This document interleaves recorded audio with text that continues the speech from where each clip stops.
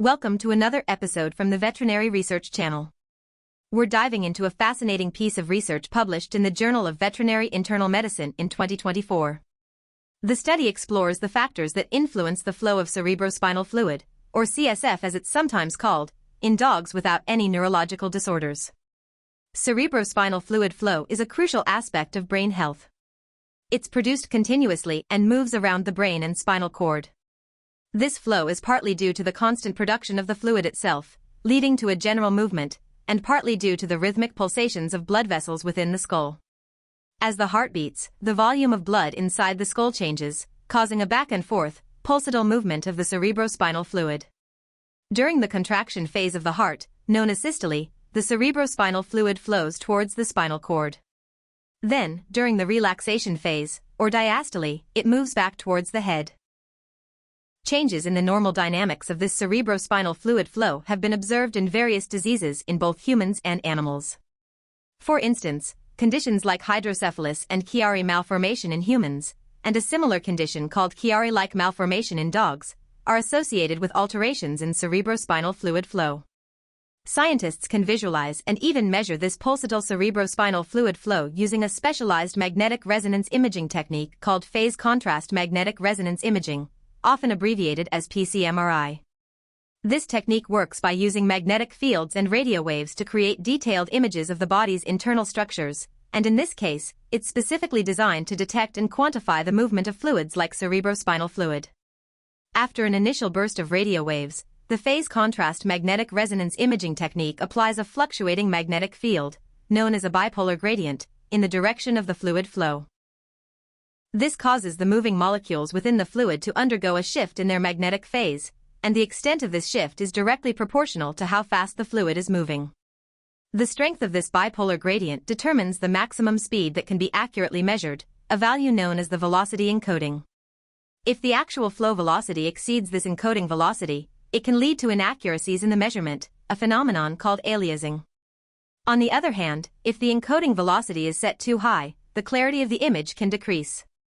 Therefore, choosing the correct encoding velocity is essential for obtaining reliable measurements with phase contrast magnetic resonance imaging, and this choice depends on the expected speed of the fluid being studied.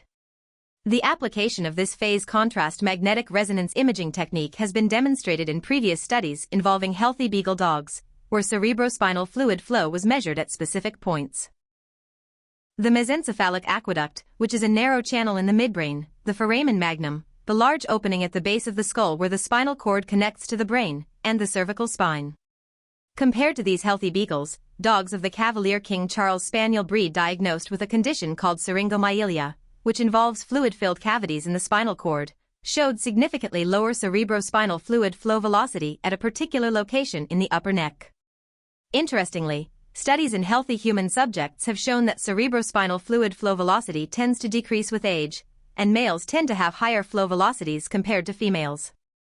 However, until this 2024 study, the influence of factors like age, body weight, and sex on cerebrospinal fluid flow velocity had not been thoroughly investigated in dogs. Therefore, the researchers behind this study aimed to compare cerebrospinal fluid flow velocity in dogs without any visible structural abnormalities in their brains, and to see if there was a link between this flow velocity and the dog's body weight, age, and sex. Their hypothesis was that the peak flow velocity of cerebrospinal fluid in dogs would indeed be associated with these three factors: body weight, age, and sex. To conduct their research, the scientists recruited client-owned dogs that were presented to the veterinary clinic for various reasons, such as needing anesthesia for orthopedic imaging or ear treatments. Only dogs that were neurologically normal, based on a physical examination and their medical history, and that showed no structural brain abnormalities on magnetic resonance imaging were included in the study. The owners of all participating dogs gave their informed consent. In total, 32 dogs were included in the study over a period of 22 months. These dogs represented a variety of breeds, ages ranging from just over 3 months to over 11 years, and a range of body weights from 4 to 53 kilograms. 16 of the dogs were female and 16 were male. The most common breed in the study was the Labrador Retriever, with 3 individuals. Several other breeds were represented by 2 dogs each, and the rest of the dogs were each of a unique breed. 4 of the 32 dogs were considered to be brachycephalic, meaning they had a shorter, wider head shape. For the magnetic resonance imaging procedure, the dogs were given a mild sedative and then induced into general anesthesia. They were carefully monitored throughout the procedure, including their heart rate, blood pressure, breathing, and oxygen levels. To minimize any potential influence of breathing on the cerebrospinal fluid flow, the dogs were mechanically ventilated during the magnetic resonance imaging scans to maintain a consistent level of carbon dioxide in their exhaled breath. The magnetic resonance imaging scans were performed using a 1.0 Tesla unit. The dogs were positioned on their chests, with their heads placed in either a knee coil or a head coil, depending on the size of their head. The researchers took steps to ensure that the blood flow in the jugular veins in the neck was not restricted by the positioning of the head. A device that detects the dog's pulse was used to synchronize the magnetic resonance imaging scans with the cardiac cycle. Initial three-dimensional T1 weighted images were obtained to plan the subsequent phase contrast sequences and to confirm that there were no structural brain abnormalities. The phase contrast magnetic resonance imaging scans were then performed at 3 specific locations, with the imaging plane positioned perpendicular to the expected direction of cerebrospinal fluid flow. These locations were the widest part of the mesencephalic aqueduct, 1 mm behind the bony projections at the back of the skull known as the occipital condyles, which corresponds to the foramen magnum, and at the middle of the bony projection on the second vertebra in the neck. For the measurements at the foramen magnum and the second cervical vertebra, a standard velocity encoding setting was used, while a different standard setting was used at the mesencephalic aqueduct. After the data was collected, the phase contrast images were carefully reviewed to ensure that there was a clear signal indicating cerebrospinal fluid flow. If the signal was absent, the imaging was re-evaluated, and the velocity encoding was adjusted if necessary. If there were signs of aliasing, indicating that the flow velocity exceeded the initial encoding velocity, the scan was repeated with a higher setting. The time taken to acquire the 3 sets of measurements ranged from 15 to 20 minutes, depending on the dog's heart rate. Now, I'll hand over to our second presenter who will guide you through the results and the implications of this research. I'll be discussing the interesting findings of this study on cerebrospinal fluid flow in dogs. The researchers used specialized software to analyze the phase contrast magnetic resonance imaging data and calculate the peak velocity of cerebrospinal fluid flow at each of the 3 locations. For the foramen magnum and the second cervical vertebra, they specifically looked at the flow in the dorsal subarachnoid space and the ventral subarachnoid space. The subarachnoid space is the area between the arachnoid membrane and the pia mater, 2 of the protective layers surrounding the brain and spinal cord. The mean flow velocity in the right and left ventral subarachnoid spaces was averaged and reported as the ventral subarachnoid space. To ensure accuracy, the manual drawing of the regions of interest for measurement was repeated 3 times, and the average of these measurements was used for the statistical analysis. Any phase contrast images that didn't show the expected pattern of bidirectional flow or a clear signal change were excluded from the analysis. The study found that body weight, age, and sex all have an influence on cerebrospinal fluid peak flow velocity in dogs. Specifically, dogs with a body weight greater than 20 kilograms had significantly higher cerebrospinal fluid peak velocity compared to dogs weighing less than 10 kilograms. This difference was observed in both the ventral and dorsal subarachnoid spaces at the foramen magnum, as well as in the ventral and dorsal subarachnoid spaces at the level of the second cervical vertebra. They also found a positive correlation between body weight and cerebrospinal fluid peak flow velocity at the mesencephalic aqueduct and in both the ventral and dorsal subarachnoid spaces at the second cervical vertebra. When the dogs were grouped by age, those 2 years of age or younger had significantly higher cerebrospinal fluid peak flow velocity in the ventral subarachnoid space at the foramen magnum compared to dogs older than 2 years.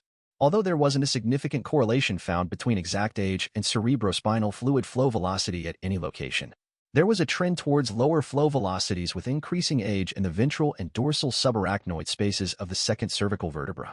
Finally, the study revealed that female dogs had significantly lower cerebrospinal fluid peak flow velocity within the ventral subarachnoid space at the foramen magnum compared to male dogs. While males tended to have higher peak flow velocities at all 3 locations, the difference was only statistically significant at the ventral subarachnoid space of the foramen magnum. Importantly, there were no significant differences in body weight or age between the male and female dogs in the study. The researchers discussed these findings in the context of previous research in both dogs and humans. While a direct correlation between cerebrospinal fluid peak flow velocity and body weight hasn't been widely reported in humans, they suggested that the greater variation in body size among adult dogs of different breeds compared to the relatively smaller variation in adult human body weight, might explain why this influence is seen in dogs. They also proposed that the generally lower cerebrospinal fluid peak velocities measured in dogs compared to humans could be related to body weight differences, or perhaps to the different postures of bipeds and quadrupeds, or variations in skull shape. The observation of higher cerebrospinal fluid peak flow velocities in male dogs is consistent with findings in humans, where males also tend to have higher flow velocities in the cerebral aqueduct. This similarity suggests that there might be sex-dependent neurological or hormonal factors that influence cerebrospinal fluid dynamics in both species. The finding of higher cerebrospinal fluid peak flow velocities in younger dogs at the foramen magnum aligns with some studies in humans, which have reported higher velocities in pediatric patients compared to adults. This age-related decrease in cerebrospinal fluid peak velocity in humans seems to be most pronounced in the first 2 decades of life, with less change thereafter. However, the study in dogs did not observe the same pattern of increasing cerebrospinal fluid peak velocity with age that has been reported in the cerebral aqueduct in older humans.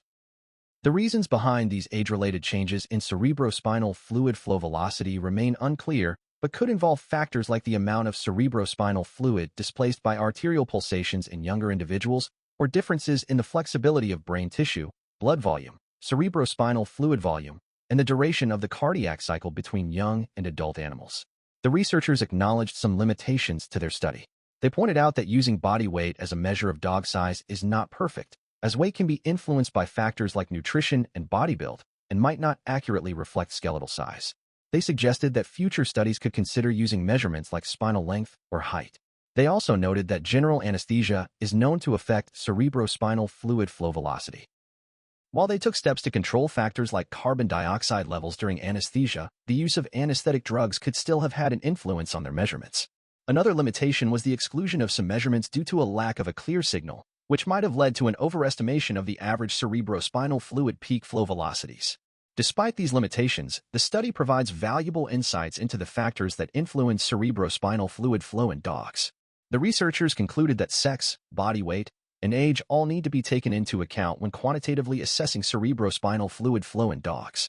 Their findings suggest that male dogs tend to have higher peak flow velocities, larger dogs have higher peak flow velocities than smaller dogs, and younger dogs have higher peak flow velocities compared to older dogs. These factors are important to consider when using phase contrast magnetic resonance imaging to evaluate cerebrospinal fluid flow in dogs, especially in the context of diagnosing conditions that may affect these dynamics. Thank you for listening to the Veterinary Research Channel. A link for the referenced paper is in the video description. Remember to test your knowledge by answering the questions in the description, and as always, keep those minds inspired, hearts light, and tails wagging.